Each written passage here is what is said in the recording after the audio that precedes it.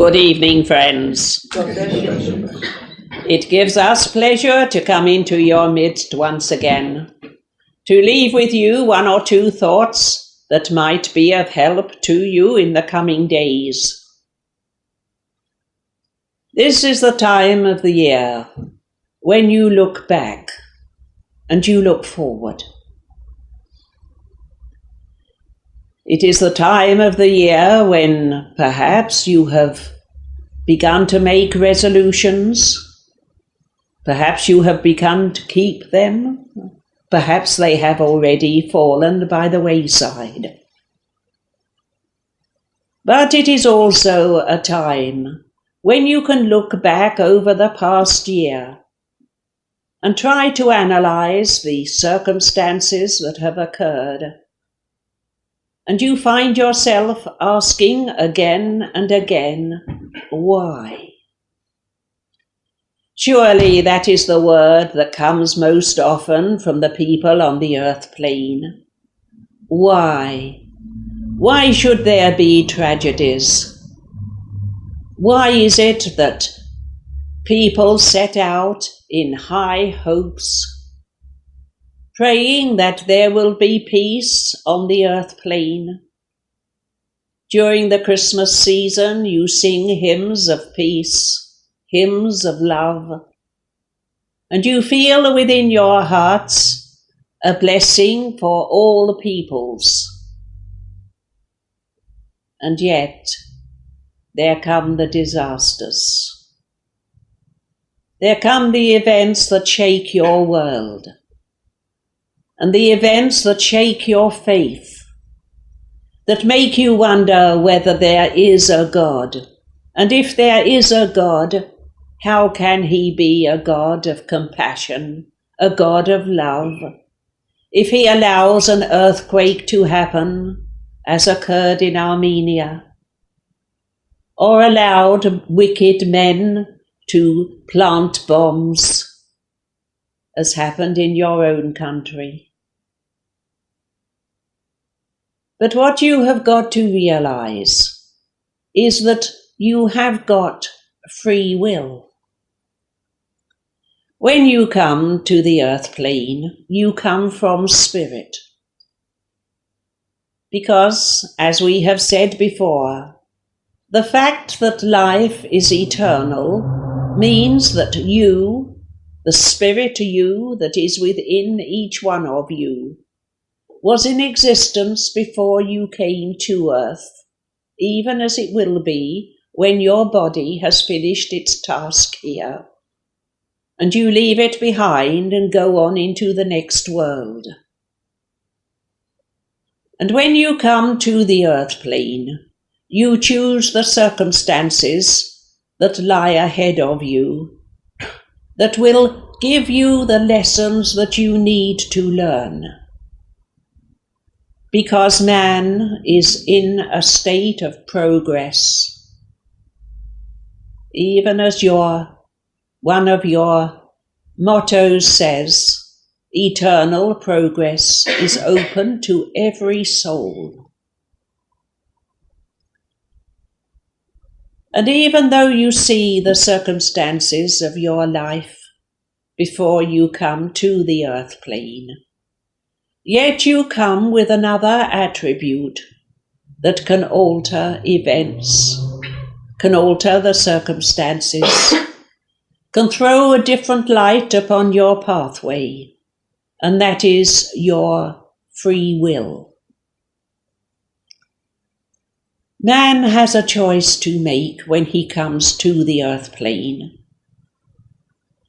We often say that if everything in life were black and white, then it would be a simple matter for you to choose the white. But life is not like that. Life on the earth plane is made up of shades of grey, and you have to choose between one and the other. And often it is very difficult for you to make a right choice, a wise choice. Those who planted the bomb upon that aeroplane were acting as they thought right. You cannot see into their minds to know what was behind the reason for it. But rest assured that those who committed the crime thought that they were doing so from the highest motives. It is so difficult for you to understand how these things can happen, how the minds of men can be warped and twisted so that they see white as black and black as white. And yet there are very few things that are done on your earth plane from evil thoughts. The majority of the crimes that are committed by people who think that they are acting from the right motives. And one of the most difficult things that anyone on earth can do is to analyze to the nth degree their motives for any particular action. You know that life on the earth plane will never be easy. It is not intended to be. It is a school, a place where you have to learn. And often the learning can only take place through bitterness, through disappointment, through failure. You have to look at the life of the Master, Jesus, when he was on the earth plane. How much did he actually achieve during his short ministry? The men that he chose to follow him, they were weak vessels. They left him to his own in the Garden of Gethsemane, left him to agonize, could not keep awake. And when it came to the trial, the one that he relied on most, Peter, denied him. To all intents and purposes, the mission of Jesus should have ended there. What could a small group of ignorant men, most of them, do with the message that he came to give?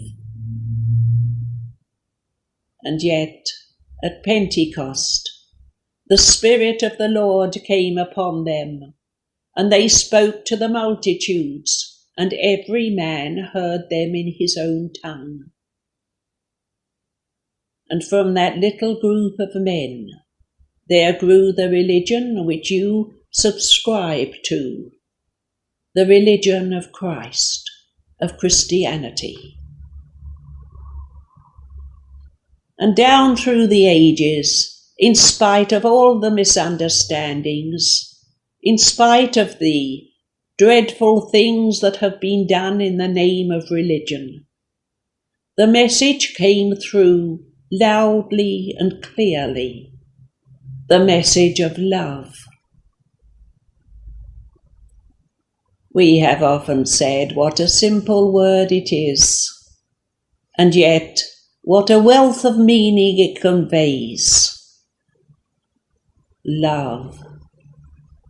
Love that can stand on one side and see other people helpless, that can reach out a hand and help them, but that understands that everyone, every individual has got to make their own journey. You cannot live another person's life for them. You cannot alter the circumstances for someone else. Apart from when they are young, you can teach them. Teach them to be self-reliant. Teach them that within them there lies the Spirit, the spark of God. Teach them that the lessons of earth have got to be learned, and have got to be learned on their own. it is difficult during your life upon the earth plane to look at things from the broad standpoint of the whole world. It is difficult for you to rely upon the education that you have given some young child and watch that child make mistakes. And yet it is through those mistakes that that child will learn. You cannot live another person's life for them. You cannot clear all the obstacles because they are necessary for progress, the progress of the spirit. Many of you, as you come towards the time of life, when you begin to look back on what you have done and to look forward to the next stage, then you will see many things that you have done which were mistaken. You can see your failures. You can see the promises that you had that were not fulfilled. But you can also see the victories that you have won. You can see the help that you gave to others, the words of comfort, the healing, the love that you sent out.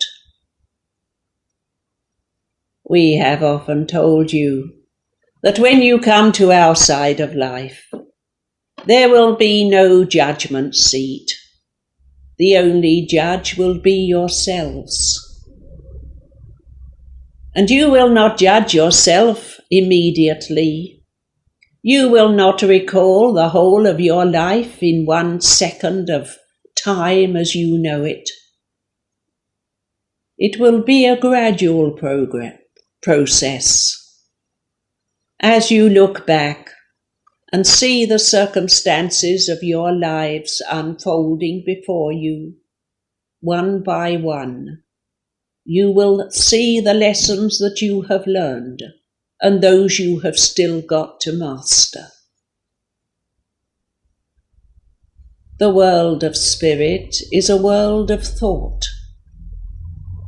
It has no matter as such. And the life that you live when you leave your body behind will be the life for which you are fitted, for which you are at the right stage of evolution.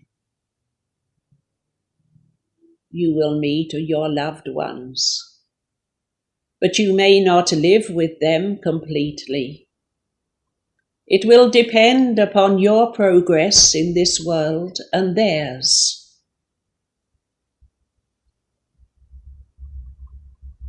One of the problems that quite often arises when you are thinking about the next world. You wonder how you will recognize your loved ones, those who were old when you were young, those who are young when you are old, those who passed over before you were born, and yet who have an influence on you. How will you know them? The one thing to remember is the power of thought, the power of spirit, the power which enables every being to be at different stages of existence at the same time. We have often said that time is very difficult to explain in the spirit world. You are on the earth plane and you work by the clock, and the clock depends upon the time of day, and the day depends upon the time that your earth revolves, even as the year depends upon the time your world goes round the sun. But time in the spirit world is completely different. A moment can seem a century, and a century can seem a moment. There are many things about life in spirit which we cannot explain to you because you would not understand. There are many different aspects of spirit, many different spheres, if you like to term it so. May we repeat a little story which we have often said, which will indicate something of what we mean. Imagine that three beings, not necessarily human, in fact very likely not to be human, but three beings from another world, a world that is infinitely bigger than yours, a world where the time is very much longer than yours, where the days are longer and the nights and the years. But imagine three beings from that world, given the power to transport themselves into the likeness of human beings, being sent to the earth plane to discover what life on earth is like. A little tiny world compared to theirs. And the three beings come to earth for a period of 2 or 3 days, and one of them comes to the north of Canada among the Eskimos, and the second comes to New York in the middle of the busy city, and the third comes to the Pygmy tribe in the middle of Africa. And they observe for 2 or 3 days the life of the people around them, and then go back to their world to say what life on earth was like. Would they be believed? Of course they wouldn't.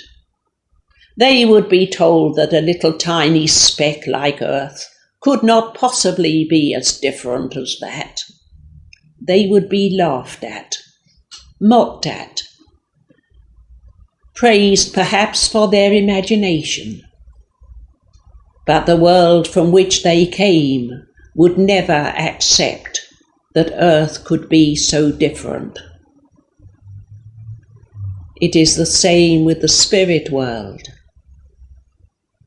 We cannot give you an exact description of what life will be like, because it will be different for each one of you. The only thing that we can do is to ask you to do the best you can while you are on the earth plane. Make the best of the circumstances of your lives. Gain the experiences, as many as you can possibly cram into your life upon earth. Use the difficulties that come your way to make your spirit stronger. Rejoice if things are hard for you, knowing that in working, in overcoming, in sending out thoughts of love, you are building your home in the spirit world. A home that can be anything you please, whether you prefer to live in the open or in a shelter, whether you want a house or a bungalow or a flat, or whether you want to live in a tent, or whether you just want to enjoy the outdoor existence. It matters not. You will get what you want, what you have worked for, what you have earned, and eventually you will find your place in the spirit world with those who are at the same stage of existence that you are.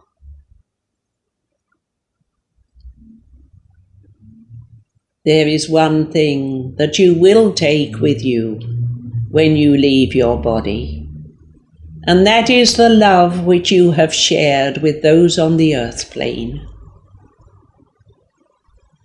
The good that you have done, the achievements that you have made, the progress that your soul has. Accept what comes to you on the earth, knowing that you will receive in spirit the reward of your endeavours, the stage of next life to which you are entitled. We leave you with our love, praying that each one of you will go forward in this life, doing your best for yourselves and for those whom you come into contact with. And we say good night and God bless you all. God bless you.